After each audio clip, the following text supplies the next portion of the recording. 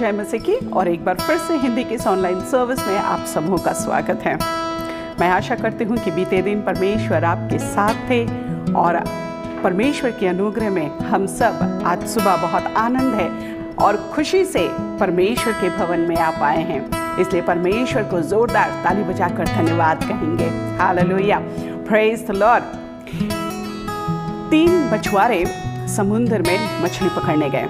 अचानक तूफान उठी। तूफान उठने से एक ने अपनी काफ़ी दिमाग लगाए बचने की सारी तरकीबें इस्तेमाल किया, लेकिन डूब गया। दूसरा मछुआरा जो था वो भी हिम्मत नहीं हारता और जितना कोशिश करता है जी जहान से कि वो नाव को खेवे और पार आ जाए, और अपनी कोशिश में वो लगा है। तीसरा मछुआरा देखता है कि पास ही से एक बड़ी सी जहाज जा रही है और वो क्या करता है, अपने नाव में से एक मोटी सी रस्सी निकालता है और उस जहाज की ओर फेंकता है। उस जहाज में जाके उसकी रस्सी फंसती है और जहाज के सहारे उसका नाव किनारे लग जाती है।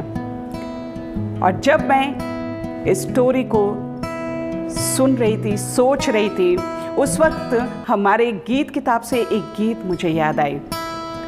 मुझे पता है आपको भी ये पता होगा, पर हम हमेशा इसे याद नहीं कर पाते हैं। तो यूं लिखते हैं गीतकार, जब जीवन के दुख सागर में आंधी चलती है, तब यीशु पर मैं लंगर सी आशा रखता हूँ। परीक्षा और विपत्ति जब लहराती है, तब उससे चैन और शांति मैं पाता हूँ। इसलिए वो मेरा आधार है, मैं साहस करूँगा। वो मेरा आधार है, मैं कभी नहीं डरूँगा। वो मेरा आधार है, वो स्थिर और शक्तिमान सनातन का चट्टान है यीशु। हालेलुया। आज सुबह हो सकता है हमारे जीवन में छोटी बड़ी समस्याएं, तूफानें आई हुई हैं। क्या हम पहले मछुआरे की तरह डूबने को तैयार हैं? दूसरे की तरह खुद की मेहनत, खुद की बुद्धि लगाकर बचने की कोशिश कर रहे हैं, या फिर अपना भरोसा, अपना लंगर परमेश्वर पे डाल के अपनी नाव को सुरक्षित किनारे पे ले जाने के लिए सोच रहे हैं? आइए इस वक्त अपनी आधार, अपना भरोसा परमेश्वर पे रखते हुए आराधना करें। अपने स्थानों में खड़े हो जाएं। सभी को जय मसीह की। परमेश्वर का धन्यवाद हो कि परमेश्वर ने आज का दिन हमें दिया। क्यों नहीं आइए हम सब मिलकर अपने आप को परमेश्वर के हाथ में सौंपे और परमेश्वर को पुकारे, क्योंकि जब हम पुकारते हैं तो परमेश्वर हमारी सुनता है और वो हमारे लिए आता है। तेरा बंदा पुकार रहा है,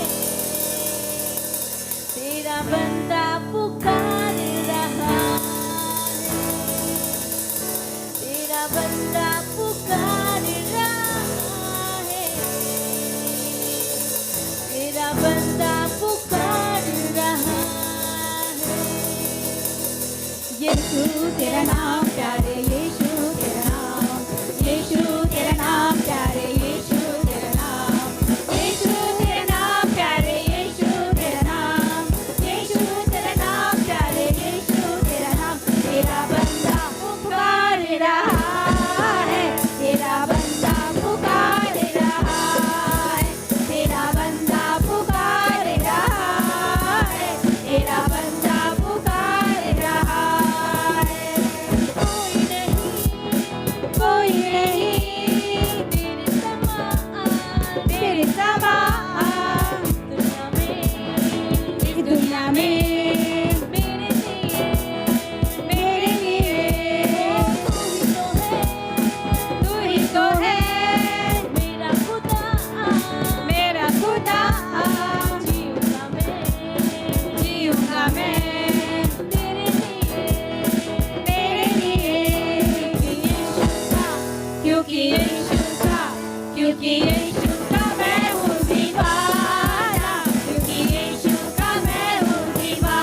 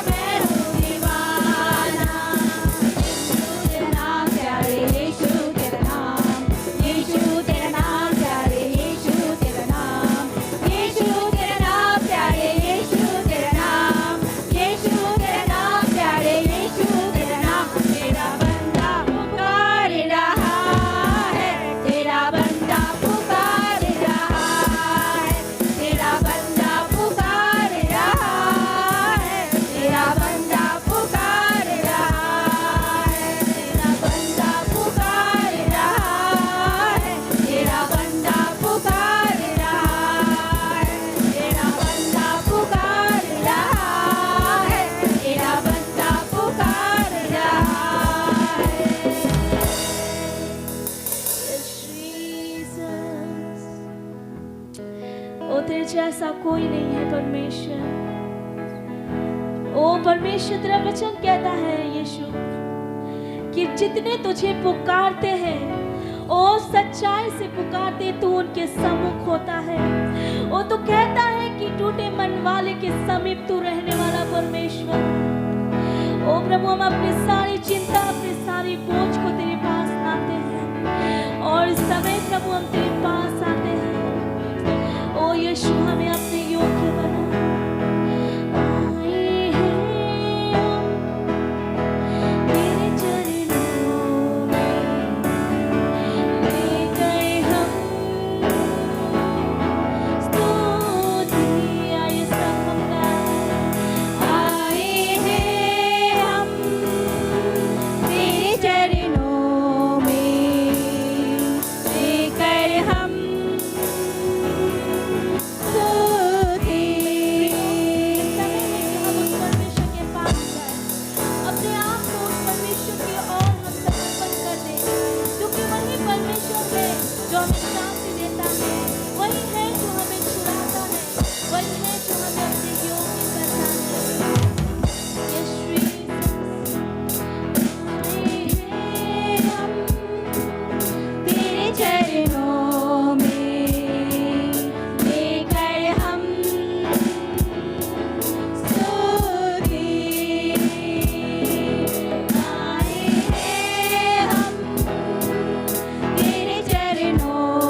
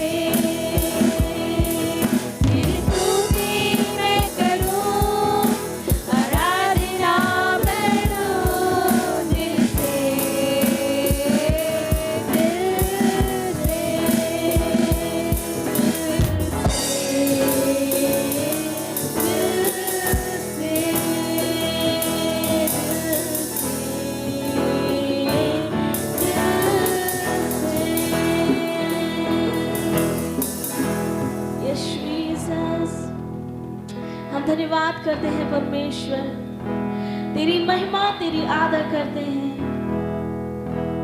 हाँ परमेश्वर, तू योग्य है कि हम तेरी प्रशंसा करें, तेरी महिमा करें। परमेश्वर, हम सारा आदर सारी महिमा आपको देते हैं पिता परमेश्वर। मेरे प्रभु, अपने दिल को तेरे पास ले आते हैं राजा।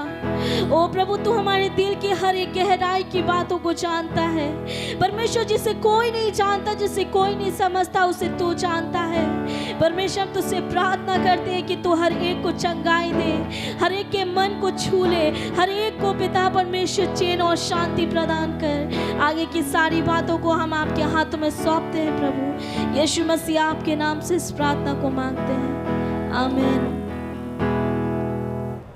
भजन 61 61 अध्याय उसका 1 से 4 पद में भजनकार लिखते हैं, हे परमेश्वर मेरा चिल्लाना सुन, मेरी प्रार्थना की ओर ध्यान दे। मूर्छा खाते समय मैं पृथ्वी की छोर से भी तुझे पुकारूंगा। जो चट्टान मेरे लिए ऊंची है उस पर मुझे ले चल, क्योंकि तू मेरा शरण स्थान है और शत्रु से बचाने के लिए ऊंचा गढ़ है। मैं तेरे तंबू में युगानुयुग बना रहूँगा, मैं तेरे पंखों की ओट में शरण लिए रहूँगा। हालेलुया। आइए अपनी आंखों को बंद करेंगे और प्रार्थना में जाएंगे। Hallelujah, hallelujah, hallelujah.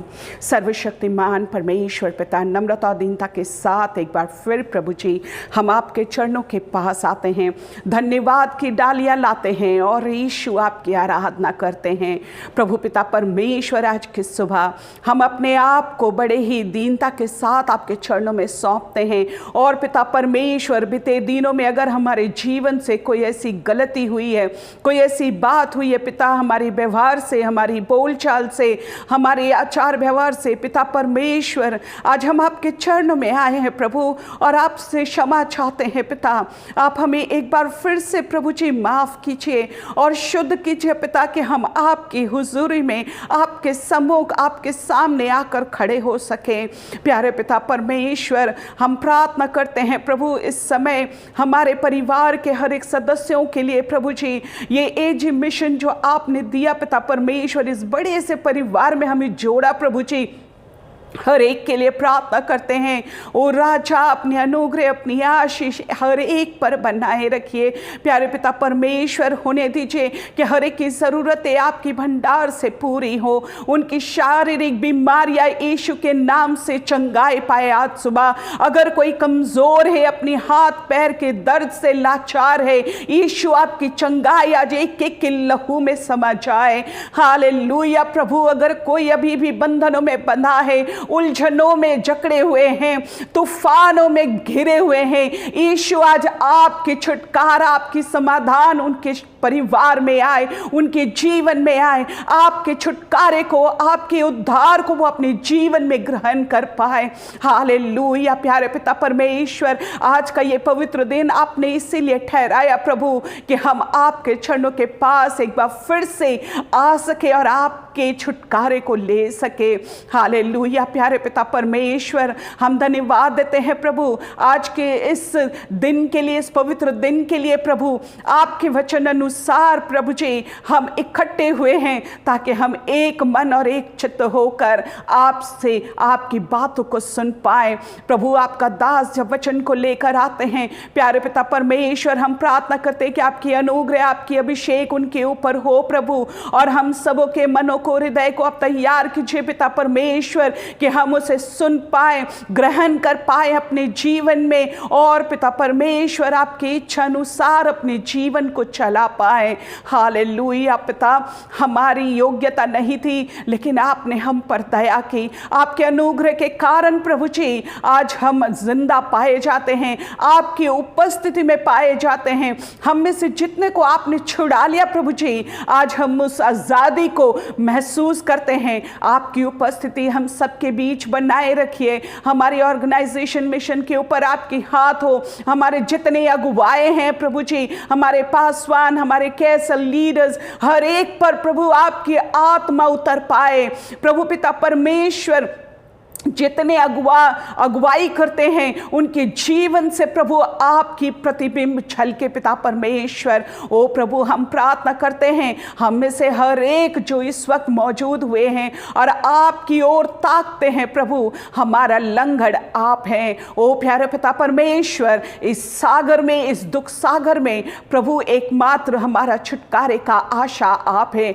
हम प्रार्थना करते हैं भजनकार की तरह कि हमें उस ऊंचाई पर ले चलिए। हालेलुया प्रभु, हम अपने आप को, अपनी आत्मा, देह और मन, हमारे परिवार, हमारे जानने वाले और जितने सुन रहे हैं, हर एक को आपके पवित्र लहू में समर्पित करते हैं। आपकी मर्जी हमारे जीवन से पूरी हो पिता। हमें आप अपने पवित्र चरणों में ग्रहण कीजिए और सारी प्रार्थना, आदर, महिमा आपको देते हैं। यीशु नाम से विनती चाहते हूँ, आमीन। Praise the Lord. परमेश्वर को धन्यवाद देते हैं, एक और इतवार प्रभु ने हमारे और आपके ज़िंदगी में जोड़ा।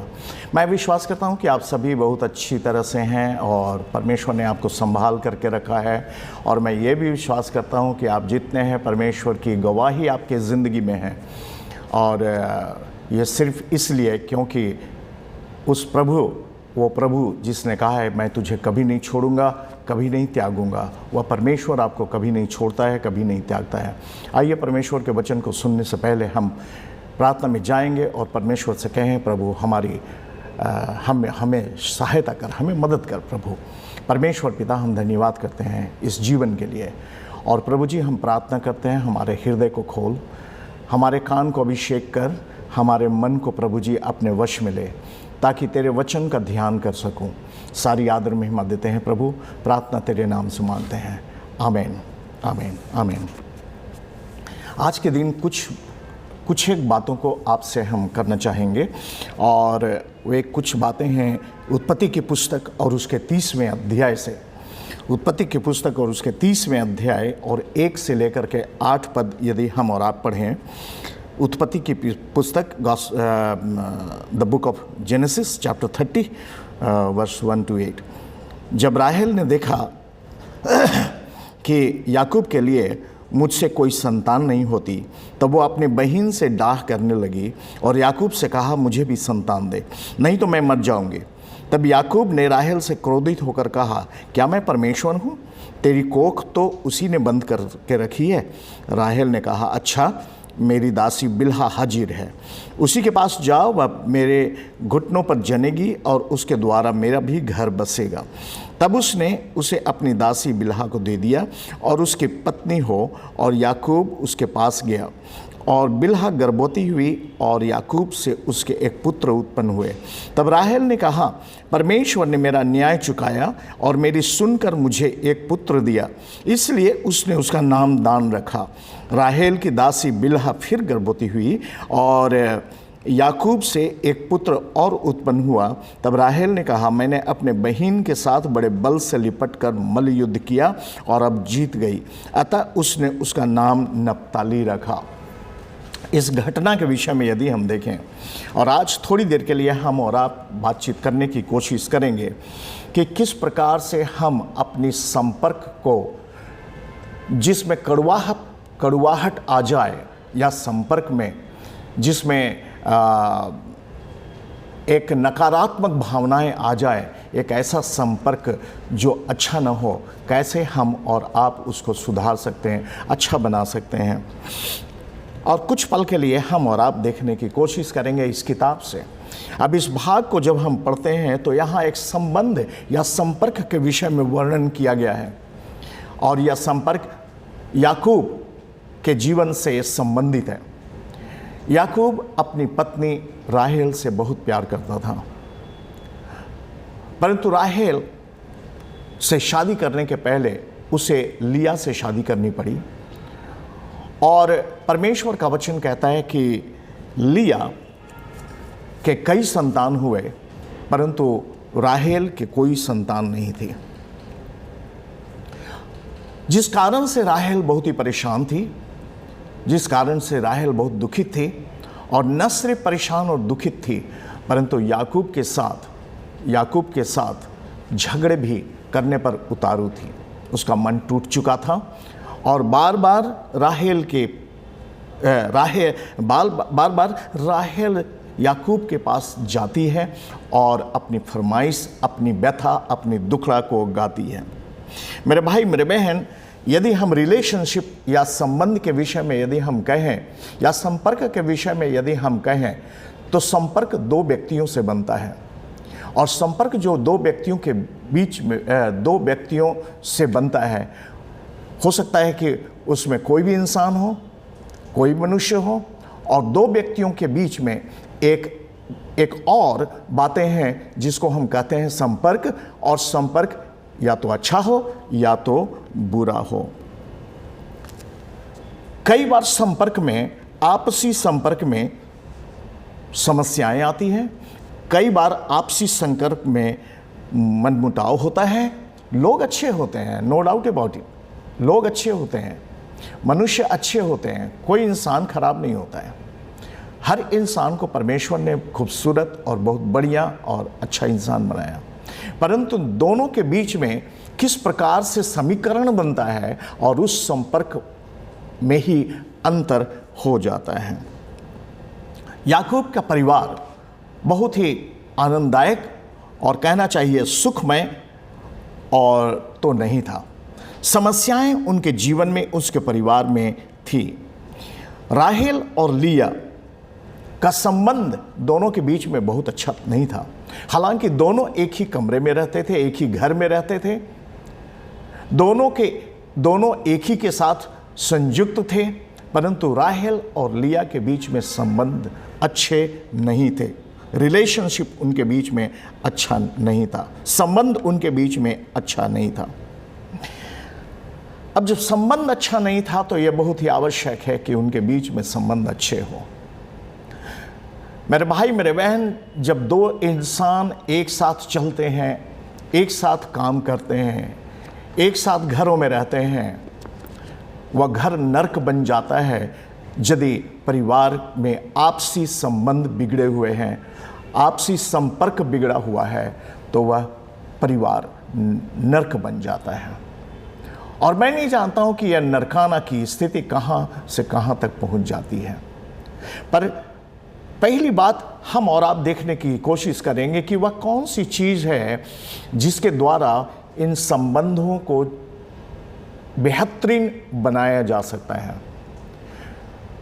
मैं समझता हूं कि हमारे और आपके परिवार में भी कुछ ऐसे समय आए होंगे या समय आते हैं कि हमारे परिवार में भी खिटिर पिटिर होती है, हमारे पड़ोस में भी खिटिर पिटिर होती है, दोस्तों और बंधुओं के बीच में भी खिटिर पिटिर होती है, और एक अंतर्द्वंद की वजह से दोनों एक दूसरे से अलग हो जाते हैं।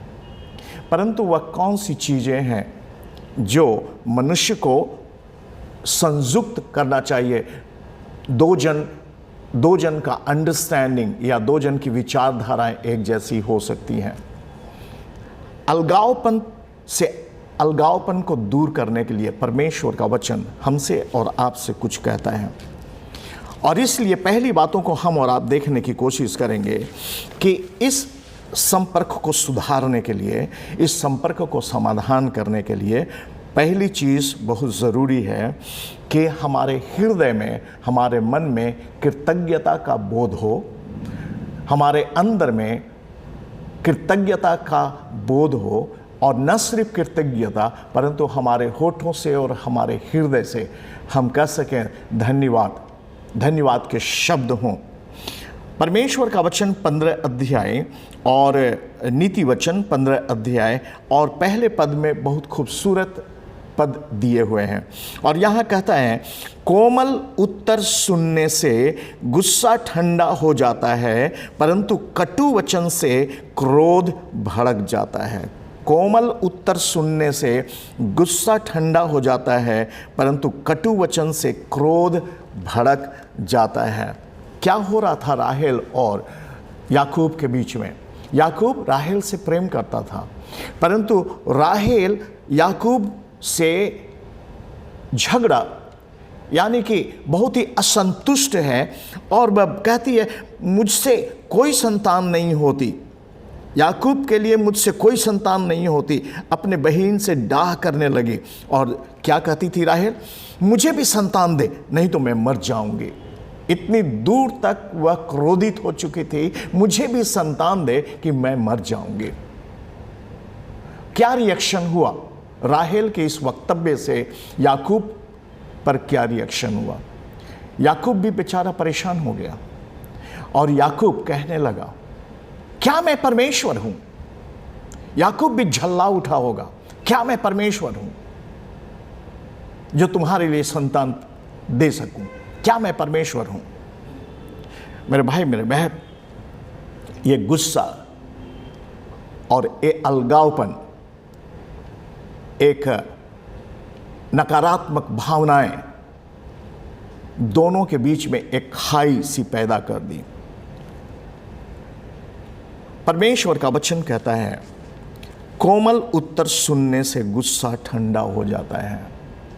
यहां तक कि नए नियम में भी परमेश्वर का वचन कहता है कि सूरज ढलने के पहले तुम्हारा गुस्सा शांत हो जाए। हमारे मुंह से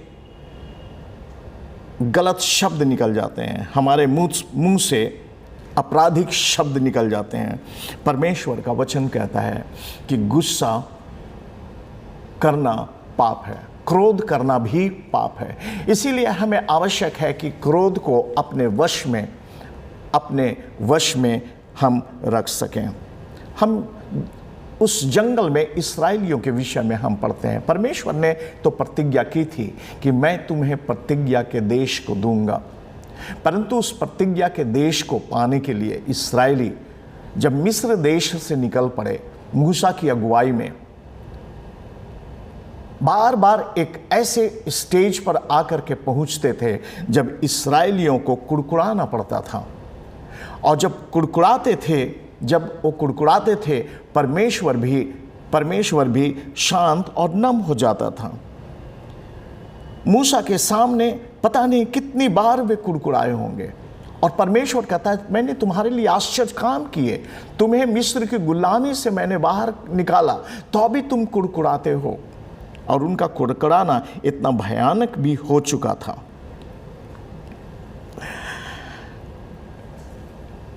कई इंसान में कुड़कुड़ाते कुड़कुड़ाते उनको आदत सी पड़ जाती है।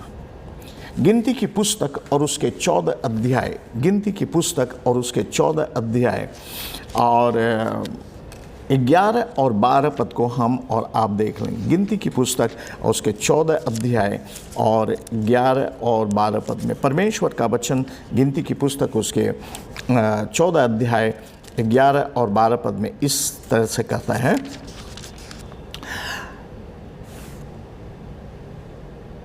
वे मूसा से कहने लगे, क्या मिस्र में कब्रें न थी? तू हमको वहां से मरने के लिए जंगल में ले आया? तूने हमसे ये क्या किया? हमको मिस्र से निकाल लाया? क्या हम तुझसे मिस्र में यही बात न कहते रहे कि हमें रहने दे, कि हम मिस्रियों की सेवा करें? हमारे लिए जंगल में मरने की अपेक्षा मिस्रियों की सेवा करना अच्छा है। आज भी बहुत से इस्राएलियों की तरह लोग अपने पुराने जीवन को देखते हैं और वर्तमान जीवन में जब उनके सामने कठिनाइयाँ आती हैं, वर्तमान जीवन में जब उनकी परेशानी आती हैं, जब चैलेंजेस आते हैं, तो वे अपने पुराने ज़िंदगी को देखने शुरू कर देते हैं। आज भी कई इंसान भटक गए हैं। शायद वे परमेश्वर के पास एक दिन आए थे, परंतु उनकी इच्छा की पूर्ति जब नहीं हुई तो वे परमेश्वर से भटक गए और परमेश्वर से दूर चले गए, परमेश्वर से दूर चले गए। और परमेश्वर से दूर चले जाने के कारण उनकी जिंदगी में बहुत बड़ी गिरावट सी आ गई। ऐसे कई उदाहरण हमारे और आपके जिंदगी में पढ़ने को मिलता है। दूसरी चीज हम और आप देखने की कोशिश करेंगे, न सिर्फ कोमल उत्तर से गुस्सा ठंडा होता है, न सिर्फ कोमल उत्तर से समस्या का समाधान होता है। मैं समझता हूं कि हमारे हर दिन की जिंदगी में कोई ना कोई ऐसी परेशानी सामने आती होगी जबकि हम गुस्से में हो जाते हैं, क्रोध में हो जाते हैं, क्रोधित हो जाते हैं, एक दूसरे से लड़ भी बैठते हैं, ऐसे जगह में हम और आप ही स्मरण रखें, नरम उत्तर से, नरम जवाब से, कोमल जवाब से गुस्सा ठंडा होता है। सो उस वातावरण को ठीक करने के लिए बहुत ज़रूरी है कि दो में से कम एक जन नरमियत का व्यवहार करे। कई बार पति पत्नी में भी गुस्सा हो जाता है, घर में क्रोध हो जाता है, कई कारण हैं उसके, परंतु आवश्यक है कि उस घर में सामंजस्य बनाए रखने के लिए एक जन कम से कम कोमल उत्तर से आभूषित हों। एक जन के मुंह से कोमल उत्तर यदि निकले तो मैं समझता हूं कि घर का एटमॉस्फेयर बिल्कुल, वातावरण बिल्कुल शांत और सुष्ट और अच्छा रहेगा। दूसरी चीज़ हमें और आपको याद रखना है, हमारे अंदर में एक दूसरे को सहायता करने की इच्छा होनी चाहिए। एक दूसरे को सहायता करने की इच्छा होनी। जब इस बात को मैं कहता हूं तो इसका मतलब यह है कि हमारे अंदर में वह समझदारी हो ताकि हम एक दूसरे के हृदय को, एक दूसरे के मन को हम और आप पहचान सकें। जब राहेल गुस्सा हुई थी, क्रोधित हुई थी, वह नहीं जानती थी, वह नहीं समझ सकी कि उसके क्रोध का असर उसके पति पर क्या पड़ेगा, या उसके क्रोध का असर उसकी अपनी ही बहन, जो बड़ी बहन है, उस पर क्या पड़ेगा। और यह बहुत ही आवश्यक है कि हमें और आपको उस स्किल्स को जानना चाहिए कि किस प्रकार से हम संपर्क को, एक दूसरे के साथ व्यवहार को एक दूसरे के साथ अच्छा बनाए रखें। यह बहुत ही आवश्यक है।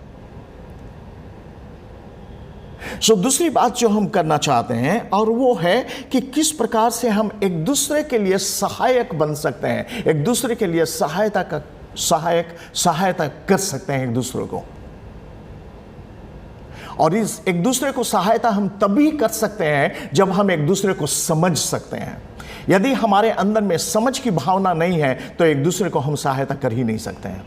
बहुत ही आवश्यक है कि एक दूसरे को हम समझें, एक दूसरे की भावनाओं को समझें, एक दूसरे की सोच को समझें। कई बार हमारे होठों से, हमारे मुंह से ऐसे शब्द निकल जाते हैं कि एक दूसरे के दिल पर धक्का लग जाता है और वह व्यक्ति टूट जाता है, वह व्यक्ति परेशान हो जाता है। शायद हमारे मुंह में ऐसे भी शब्द हैं, ऐसी भी कंडीशन आते हैं, ऐसे भी शब्द हमारे मुंह से निकल जाते हैं कि सदमा उस व्यक्ति को लग जाता है। और मेरे भाई, मेरे बहन, एक मसीह होने के नाते यह बहुत ज़रूरी है कि हम और आप अपने शब्दों को सही जगह से इस्तेमाल करें। इन दोनों बहनों में, राहेल और लिया, इन दोनों को यदि हम देखें, राहेल के कोख से अपना संतान नहीं था, परंतु राहेल ने अपनी सेविका को अपने पति के लिए दे दिया और उसे अपना संतान बनाया। 2 संतान पैदा हुए, परंतु परमेश्वर ने राहेल पर दया की। परमेश्वर ने राहेल की अर्तनाद को सुना और उसकी अपने कोख से एक और संतान पैदा हुआ। मेरे भाई, मेरे बहन, राहेल और लिया में यदि आप इस अध्याय को, 30वें अध्याय को, उत्पत्ति की पुस्तक आप पढ़ें तो आपको लगेगा कि दोनों में बहुत ही भयानक कंपटीशन चल रहा है।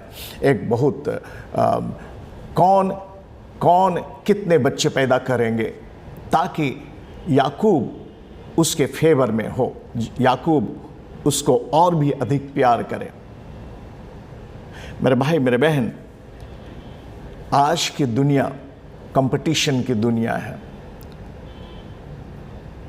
और कंपटीशन एक ऐसा शब्द है, एक ऐसा कार्य है, जब भी हम कंपटीशन में लग जाते हैं तो कहीं ना कहीं अंतर्मन से उसको अपने से, उस व्यक्ति को अपने से दूर रखते हैं। जब भी हम कंपटीशन, मैं नहीं कहता हूं कि कंपटीशन में हमें नहीं रहने चाहिए, जरूर हम कंपटीशन करें, जरूर हम इसमें शामिल हों, अच्छा करने का कोशिश करें, एक दूसरे से अच्छा आगे बढ़ने, एक दूसरे से आगे दौड़ने की कोशिश करें, परंतु दोनों के बीच में हमारा रिलेशनशिप कहीं खराब ना हो। कई बार ये जो कंपटीशन है मनुष्य को एक दूसरे से अलग कर देती है, एक मनुष्य को एक दूसरे के साथ शत्रुता या बैर उन दोनों के बीच में पैदा कर देता है, दोनों से अलग कर देता है। परंतु परमेश्वर का वचन हमें सिखाता है कि अपने आप को एक दूसरे से अच्छा मत समझो, यानी कि दूसरे को अपने आप से अच्छा समझो। और ये भावना को लेकर के यदि हम चलते हैं तो हम एक दूसरे की सहायता करते हैं।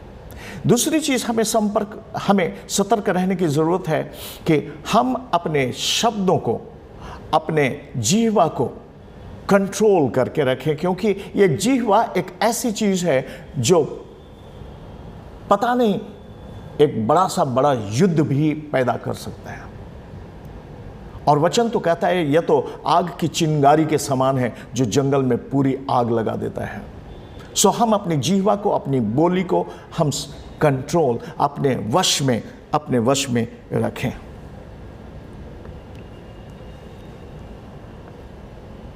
तीसरी चीज जो है हमें और आपको ध्यान रखनी है, और वो है परमेश्वर, इस संबंध को सुधारने में परमेश्वर का हाथ होता है। जब याकूब के परिवार में गड़बड़ी थी तो याकूब ने क्या कहा? क्या मैं परमेश्वर हूं? क्या मैं परमेश्वर हूं जो तुम्हारे लिए आश्चर्य काम को कर सकूं? क्या मैं परमेश्वर हूं? राहेल इतनी बेसब्र हो रही थी कि उसने अपने दासी बिल्हा को पुत्र जनने को दे दी, परंतु परमेश्वर ही है जो समस्या का समाधान करता है। परमेश्वर ने राहेल के लिए भी शायद ये उपाय निकाल दिया, और राहेल बहुत खुश थी। और राहेल इतनी खुश थी कि अपने बड़ी बहन लिया के सामने भी कंपटीशन करने लगी। परमेश्वर ने राहेल की सहायता की। परमेश्वर का वचन कहता है परमेश्वर ने राहेल की कोख खोली। तो अल्टीमेटली इस संपर्क को सुधारने के लिए, इस संपर्क को बेहतर बनाने के लिए परमेश्वर का इंटीग्रेशन हमारे और आपके लाइफ में होना जरूरी है। परमेश्वर मनुष्य की जिंदगी में आता है। हम और आप अच्छी तरह से जानते हैं अय्यूब के जिंदगी के विषय में। अय्यूब की दोस्त, अय्यूब के गहरे मित्र थे, दोस्त थे, परंतु वह कौन सी चीज थी जो अय्यूब और उनके दोस्तों के बीच में खाई बन गई? और वह था उनके मित्रों का नकारात्मक शब्द जो अय्यूब के लिए कही गई थे। अय्यूब के पाप के विषय में, अय्यूब के पश्चाताप के विषय में, अय्यूब के गुनाह के विषय में। वे तीनों अय्यूब के विरुद्ध में थे, परंतु अय्यूब ने उनको क्षमा किया। उनके शब्दों में अय्यूब को चोट पहुंचाने वाली चीज थे। ऑलरेडी अय्यूब अपने जिंदगी में बहुत परेशान था क्योंकि सब कुछ उसका चला जा चुका था, और ये तीनों जो उनके दोस्त थे जले पर नमक छिड़कने के लिए आए थे, परंतु अय्यूब ने उनको क्षमा किया। और परमेश्वर ने अय्यूब को आशीष दी थी। मेरे भाई मेरे बहन, यदि हम और आप अपने जिंदगी में यदि कोई हमारे साथ, हमारे जीवन में ऐसे हैं जिनके साथ हमारा संबंध सही नहीं है, तो पहली बात, हम अपने भाषा को सुधारें, हम अपने विचारधारा को सुधारें और हम इस प्रकार से जिंदगी को जिए जहां पर परमेश्वर की उपस्थिति होती है। कहीं कोई ऐसा तो नहीं है जिसके साथ आपका संबंध टूटा हुआ है। हम और आप प्रार्थना करें कि परमेश्वर उस संबंध को सुधारने में, समाधान करने में परमेश्वर सहायता करें। आइए हम प्रार्थना करें। परमेश्वर पिता, हम धन्यवाद करते हैं तेरी अनुग्रह, तेरे बहुमूल्य प्यार के लिए। पिता, हम तुझसे प्रार्थना करते हैं, तो अपनी आशीष, तो अपनी अनुग्रह, तो अपनी कृपा मंडली के हर एक भाई और बहन और जितने देखते हैं उनके साथ रख प्रभु। प्यारे परमेश्वर, तू अपनी आशीष और अनुग्रह प्रदान कर, हम सबको अभिषेक कर। सारी आदर महिमा तुझे देते हैं, यीशु के नाम से मांगते हैं, आमीन आमीन। परमेश्वर आशीष दे। प्रभु की आशीष के साथ हम रहें और प्रभु चाहा अगले हफ्ते फिर हम मिलेंगे। God bless. धन्यवाद हमारे साथ जुड़े रहने के लिए, और मैं पूरी आशा करती हूँ कि आज का वचन आपके जीवन में बदलाव लाया है। परमेश्वर आप सबको आशीष दे। यदि आप परमेश्वर के विषय में और भी जानना चाहते हैं, या फिर आपके पास कोई प्रार्थना निवेदन है जो आप चाहते हैं कि प्रार्थना टीम आपके लिए प्रार्थना करे, या परमेश्वर ने आपके जीवन में कार्य किए हैं और आप चाहते हैं कि आपकी गवाही द्वारा दूसरों का विश्वास बढ़े, तो स्क्रीन पे दिए गए व्हाट्सएप नंबरों पर ज़रूर लिखकर भेजें। अपने दान, दशमांश, प्रभु के लिए भेंट जो आप चढ़ावा लाना चाहते हैं, वो स्क्रीन पे दिए गए ऑनलाइन लिंक पे आप भेज सकते हैं। वरना अगर आप पार्क स्ट्रीट की तरफ आते हैं, पार्क स्ट्रीट में दान की पेटी खुली हुई है, आप दान की पेटी में डाल सकते हैं। संडे चर्च खुल गई है, तो आप अपनी बारी से चर्च आइए और अपने दान दशमांश प्रभु के भंडार में डालिए। और अगर नहीं आ पा रहे इस संडे, तो अपनी दान दशमांश इकट्ठा करके एनवलप में भर के रखिए। जिस दिन आप चर्च आते हैं उस दिन अपने दान, अपने दशमांश परमेश्वर के चरणों में रख सकते हैं। परमेश्वर सबको आशीष दे। खुश रहिए। परमेश्वर में अपनी आशा, अपनी लंगर बांधे रखिए। सबको जय मसीह की।